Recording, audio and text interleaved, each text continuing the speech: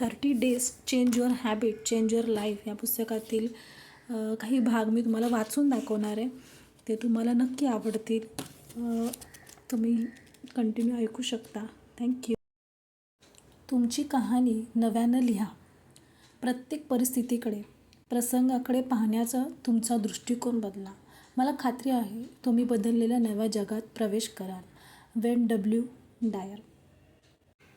वर उद्धृत केलेली कल्पना मला पहिल्यांदा समजली ती सुमारे 25 वर्षापूर्वी. सेट स्पीक्स हे जेन रॉबर्ट्सचं पुस्तक वाचताना ही संकल्पना माझ्या लक्षात आली. सेट म्हणतात, तुमच्या आयुष्याच्या कहाणीचे लेखक, दिग्दर्शक आणि प्रमुख पात्र तुम्ही स्वतःच आहात. त्यामुळे तुमच्या मनाजोगती ही कहाणी रंगत नसेल तर चक्क ती बदलून टाका. त्यावेळी मला वाटलं की अरे, ही एक आश्वासक कल्पना दिसते. मग मी ती एकदा आचरणात आणली आणि त्यानंतर ती संकल्पना माझ्या आयुष्याचाच भाग बनून गेली. चांगल्या काळात तसंच वाईट काळातही. तुमच्या भूतकाळात काय घडलं याला आता काही महत्त्व नाही. तुमचा भविष्यकाळ हे एक कोरं पान आहे. तुम्हाला जे हवं ते त्यावर लिहा.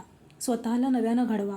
प्रत्येक दिवस एक नवं आयुष्य घडवण्याची संधी घेऊन येत असतो.